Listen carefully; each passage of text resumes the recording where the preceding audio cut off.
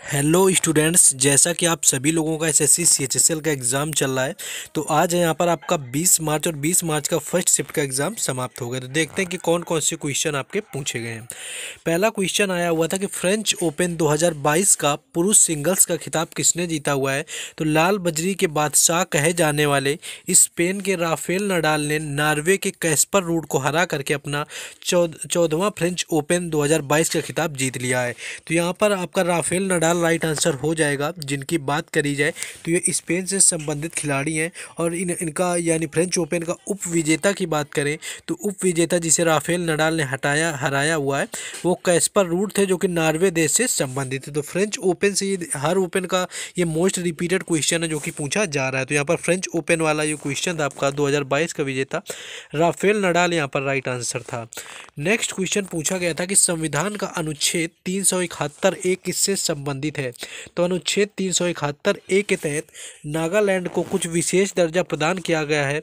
नागालैंड राज्य के संबंध में विशेष प्रावधान है। नागा धर्म या सामाजिक प्रथाओं, नागा प्रथागत कानून एवं प्रक्रिया तथा नागा प्रथागत कानून के अगर बात करें के अनुसार दीवानी और आपराधिक न्याय प्रशासन के निर्णयों के मामले में संसद कानून नहीं बना सकती। तो ये आपका उत्तर पूर्वी राज्यों से संबंधित था। यहाँ पर संविधान का अनुच्छेद 371 ए जो कि पॉलिटी से यहाँ पर ये क्वेश्चन पूछ लिया गया था। नेक्स्ट आगे बढ़ेंगे। नेक्स्ट क्वेश्चन था कि सिंगापुर ओपन 2022 का खिताब किसने जीता। अगर सिंगापुर ओपन की बात करें तो पीवी सिंधु ने पहला सिंगापुर ओपन खिताब जीता है, जिन्होंने चीन की वांग जी यू को हराया हुआ है। और तो पीवी सिंधु ने चीन की वांग जी यू को हरा करके सिंगापुर ओपन 2022 का खिताब जीत लिया है। फाइनल मैच में उन्होंने चीन की खिलाड़ी वांग जी यी को 21-9, 11-21 और 21-15 से हराकर इस खिताब पर कब्जा किया हुआ है। यह उनका पहला सिंगापुर ओपन खिताब रहा हुआ है। तो पीवी सिंधु का यह पहला खिताब था जो कि जीता हुआ है सिंगापुर ओपन। तो आपका आज सिंगापुर ओपन भी 2022 का पूछ लिया गया है और इसके साथ यहाँ पर फ्रेंच ओपन 2022 का भी पूछ लिया है। तो ये जितने भी ओपन हुए हैं इनको आसानी से सबको याद रखना है, क्योंकि क्वेश्चन यहाँ पर से मोस्टली आपके पूछे जा रहे हैं। नेक्स्ट क्वेश्चन देखेंगे, लेकिन उससे पहले जिन लोगों ने अभी तक वीडियो को लाइक और चैनल को सब्सक्राइब नहीं किया हुआ तो सबसे पहले वीडियो को लाइक करना है और चैनल को सब्सक्राइब कर लेना है, क्योंकि हर एग्ज़ाम से रिलेटेड यहाँ पर आप सभी लोगों का एनालिसिस दिया जाता है। साथ ही साथ हर एग्ज़ाम की प्लेलिस्ट बनी हुई है, आप आसानी से जाकर किसी भी एग्ज़ाम को चेक कर सकते हैं। वहाँ पर आपका किसी भी एग्ज़ाम का एनालिसिस, बाकी व्हाट्सएप ग्रुप और टेलीग्राम चैनल दोनों का लिंक डिस्क्रिप्शन में दिया हुआ है, उससे जुड़ जाना है, क्योंकि वहाँ पर आपको बाकी सारी और अपडेट और इन सारे क्वेश्चंस के जो पूछे जा रहे हैं इनकी पीडीएफ वहाँ पर फ्री में प्रोवाइड करा दी जाती है। चलिए क्वेश्चन देखते हैं। क्वेश्चन ये है कि अनुराग ठाकुर ने वाटर पार्क स्पोर्ट का उद्घाटन कहाँ पर किया है। तो हिमाचल प्रदेश इसका राइट आंसर हो जाएगा। केंद्रीय युवा वर्ग कार्य और खेल मंत्री अनुराग सिंह ठाकुर ने हिमाचल प्रदेश के बिलासपुर के कोल्डम बरमाना में एक वाटर स्पोर्ट्स सेंटर का उद्घाटन किया है। इस केंद्र में रोइंग, कैनोइंग और कयाकिंग जैसे वाटर स्पोर्ट की प्रशिक्षण दिया जाएगा। इस अवसर पर अनुराग ठाकुर ने कहा कि 40 खिलाड़ियों का चयन किया जाएगा जो रोइंग, कैनोइंग और कयाकिंग में भाग ले सकेंगे। तो यह वाटर स्पोर्ट से रिलेटेड करंट का क्वेश्चन पूछा गया था। नेक्स्ट क्वेश्चन था कि वसा में घुलनशील विटामिन कौन कौन से, आपको ऑप्शन दिए हुए थे। B1 था, B4 था, विटामिन के था, आई थिंक C था, D था, ऐसे कुछ ऑप्शन दिए हुए थे। तो अगर वसा में घुलनशील विटामिन की बात करें तो वसा में घुलनशील जो विटामिन होते हैं आपका विटामिन ए, उसके साथ विटामिन डी, विटामिन ए और विटामिन के, ये 4 विटामिन होते हैं आपका A, D, E, K, ये आपके वसा में घुलनशील होते हैं, जिसमें कि ऑप्शन में आपका डी दिया हुआ था। तो डी वहाँ पर बिल्कुल राइट आंसर था, जो कि वसा में घुलनशील विटामिन होता है। नेक्स्ट क्वेश्चन था कि टीपू सुल्तान की राजधानी कौन सी थी। अगर टीपू सुल्तान की बात करें तो श्रीरंगपट्टनम यहाँ पर राइट आंसर हो जाएगा, जो कि टीपू सुल्तान की राजधानी थी और यहाँ जगह जगह टीपू के युग के महल, इमारतें और खंडहर बने हुए हैं। तो श्रीरंगपट्टनम यहाँ पर राइट आंसर था, जो कि टीपू सुल्तान की राजधानी रही हुई थी। नेक्स्ट क्वेश्चन था कि द लिविंग माउंटेन पुस्तक के लेखक कौन है। अगर द लिविंग माउंटेन की बात करें तो इसका सही उत्तर आपका हार्पर कॉलिंस पब्लिशर्स हो जाएगा, यानी हार्पर कॉलिंस पब्लिशर इंडिया है। इसने की ये पुस्तक द लिविंग माउंटेन लिखी हुई है।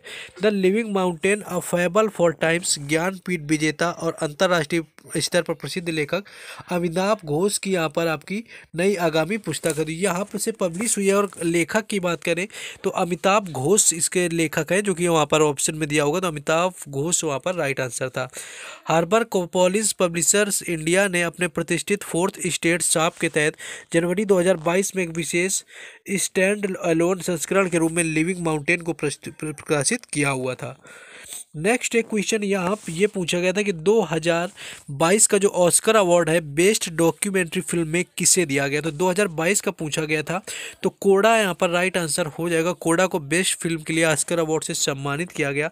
और बेस्ट डॉक्यूमेंट्री फीचर के लिए द समर ऑफ सोल को ऑस्कर मिला हुआ था। 2022 की अगर बेस्ट डॉक्यूमेंट्री पूछी गई थी तो द समर ऑफ सोल हो जाएगी। और वहीं बेस्ट फिल्म की बात करें तो कोडा हो जाएगा। भारतीय फिल्म राइडिंग विद फायर को भी श्रेणी में नामांकित किया गया था।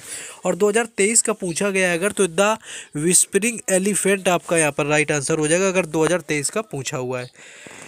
नेक्स्ट क्वेश्चन है कि मानव शरीर में फ्लैट हड्डी कौन कौन सी होती है। तो जो फ्लैट यानी कि चपटी हड्डियां होती हैं जिनका कार्य मुख्य कार्य तो व्यापक सुरक्षा या मांसपेशियों के लिए लगाव के लिए चौड़ी सतहों का प्रावधान है। इन हड्डियों को सपाट प्लेटों में विस्तारित किया जाता है। इसमें कि आपकी कपाल आ जाती है, इलियम आती है, उरोस्थी आती है, रिब पिंजरे के रूप में आता है। जो चपटी हड्डियाँ हैं पश्चकाल, पार्श्विकाल, ललाट, नाक, लैक्रिमल, वोलर, कूल्हे की हड्डियाँ, ये कुछ हड्डियाँ होती हैं। तो इन्हें में से कोई ऑप्शन आपका दिया होगा जो कि राइट आंसर था।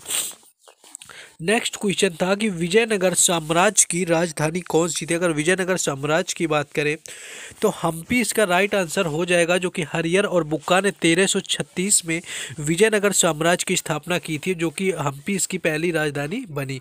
और विजयनगर भारत के कर्नाटक राज्य में विजयनगर जिले में स्थित एक शहर है। और ये प्राचीनतम विजयनगर साम्राज्य की की राजधानी रहा हुआ है।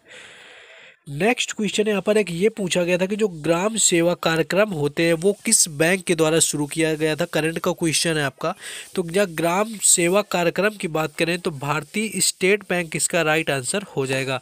यानी भारतीय स्टेट बैंक ने भारत के 6 राज्यों में SBI फाउंडेशन के ग्राम सेवा कार्यक्रम की शुरुआत की।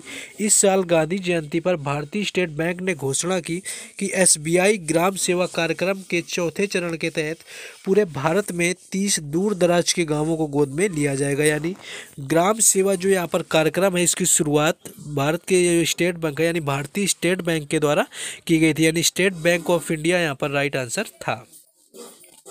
नेक्स्ट क्वेश्चन है कि सह्याद्री जो है वो किसे कहा जाता है। अगर सह्याद्री की बात करें तो भारत के पश्चिमी तट पर स्थित पर्वत श्रृंखला को पश्चिमी घाट या सह्याद्री कहा जाता है। यानी जो भारत का पश्चिमी तट है जो उस पर स्थित जो पर्वत श्रृंखला है उसको सह्याद्री के नाम से जाना जाता है। दक्कनी पठार के पश्चिम किनारे के साथ साथ यह पर्वतीय श्रृंखला उत्तर से दक्षिण की तरफ 1600 किलोमीटर लंबी है और विश्व में जैविक विविधता के लिए यह महत्वपूर्ण है। और इस दृष्टि से विश्व में इसका 8वां स्थान है। तो ये 8वां स्थान जैव विविधता के हिसाब से है कि विश्व में जो जैव विविधता का सह्याद्री का जो स्थान है वो विश्व में 8वां स्थान आया जाता है, जहाँ पर सबसे अधिक जैव विविधता पाई जाती है। नेक्स्ट क्वेश्चन हम लोग आगे देखेंगे। नेक्स्ट एक आपका होली से संबंधित आया हुआ था कि होली में किस मेले में नहाया जाता है या होली का आयोजन किस मेले में किया जाता है। इस तरह से कुछ क्वेश्चन एग्जैक्ट नहीं मिल पाया, तो जिनका एग्जाम था वो इसको कंफर्म करेंगे। अगर होली में नहाने से मेला आपका कुंभ मेला था तो भी आप बता सकते हैं। बाकी होली में कानपुर में भी आपका गंगा मेला का आयोजन किया जाता है, तो गंगा पर भी मेला लगता है आपका, जो कि होली के उपलक्ष्य में लगता है। बाकी अगर बात करें लठमार होली अगर पूछी गई थी तो ब्रज के बरसाना गाँव में होली एक अलग तरह से खेली जाती है जिसे कि लठमार होली कहा जाता है। और ब्रज में वैसे भी होली जो है खास मस्ती भरा होता है क्योंकि कृष्ण और राधा के प्रेम से जोड़कर देखा जाता है। यहाँ की होली मुख्यतः नंद गांव के पुरुष और बरसाने गांव की महिलाएं भाग लेते हैं क्योंकि कृष्ण नंद गांव के थे और राधा यहाँ पर बरसाने की संबंधित थी। नेक्स्ट क्वेश्चन यहाँ पर ये पूछा गया था कि आरपीजी का फुल फॉर्म पूछ लिया गया था कि आरपीजी का फुल फॉर्म क्या होगा। अगर आरपीजी की बात करें तो इसका फुल फॉर्म है रिपोर्ट प्रोग्राम जनरेटर, यहाँ पर राइट आंसर हो जाएगा, जो कि आरपीजी का फुल फॉर्म यहाँ पर पूछा गया था। नेक्स्ट आगे हम लोग देखेंगे। नेक्स्ट क्वेश्चन यहाँ पर था कि भारत ने न्यूजीलैंड के साथ व्हाइट शिप से कौन सा समझौता किया हो, यानी व्हाइट शिप का समझौता पूछा गया था कि भारत ने न्यूजीलैंड के साथ में किया है। तो भारत की जो नौसेना है, यानी कि भारत की इंडियन नेवी यानी नौसेना ने रॉयल न्यूजीलैंड नेवी के साथ में व्हाइट शिपिंग इंफॉर्मेशन एक्सचेंज पर एक समझौते पर हस्ताक्षर किए हुए हैं। रक्षा मंत्रालय के बयान के अनुसार यह समझौता ज्ञापन समुद्री क्षेत्र में अधिक पारदर्शिता को बढ़ावा देता है। तो जो आपका भारतीय नौसेना और रॉयल न्यूजीलैंड नेवी के साथ में हुआ है वो व्हाइट शिपिंग इंफॉर्मेशन एक्सचेंज समझौता हुआ है, जो कि यहाँ पर आपके समुद्री क्षेत्र में अधिक पारदर्शिता यानी कि सुरक्षा की दृष्टि से बेहतर होने वाला है। तो ये क्वेश्चन यहाँ पर पूछ लिया गया था। नेक्स्ट क्वेश्चन आगे देखेंगे। नेक्स्ट एक क्वेश्चन था कि कौन सा शास्त्रीय नृत्य है जिसमें कि आंखें मिला करके नृत्य किया जाता है। अगर यहाँ पर आपके ऑप्शन की बात करें जिसमें आंखों से, या फिर क्वेश्चन कुछ ऐसा पूछा गया था कि आपका कठपुतली से सिर्फ डांस किया जाता है, इसमें कठपुतलियाँ भी, आपकी पलकें भी, आंखें भी चलती है, इस तरह का अगर यहाँ पर क्वेश्चन था तो कथकली इसका बिल्कुल राइट आंसर हो जाएगा, जो कि आपका यहाँ पर पूछा गया था। बाकी आपका कथक नृत्य भी होता है जो उत्तर प्रदेश के उत्तर भारत में उत्पन्न हुआ था और हिंदू कथाओं, महाभारत और रामायण के महाकाव्यों कथाओं चित्रित करने के लिए कथक या कथककार के रूप में जाना जाता है। इसमें भी कथक का लयबद्ध पैरों के आंदोलन और हाथ के इशारे, चेहरे के हाव भाव और आंखों के माध्यम से कहानियों का संचार करते हैं। नेक्स्ट यहाँ पर एक ये क्वेश्चन आया हुआ था कि संविधान का जो भाग 5A दिया हुआ है ये किससे संबंधित। अगर संविधान के भाग 5A की बात करें तो 5 जो है आपका सर्वोच्च न्यायालय, उच्च न्यायालय, राज्य तथा केंद्र के मध्य वैधानिक संबंध से संबंधित है। और अनुच्छेद 7 आपके अंतर्गत कोई भी सूची, राज्यों का संसद में प्रतिनिधित्व और संविधान संशोधन की शक्ति जो है आपका 368 में दिया गया है। और इन सभी जो है अनुच्छेदों के संसद अकेले संशोधित नहीं कर सकती है, इसलिए राज्यों की सहमति भी जरूरी समझी जाती है।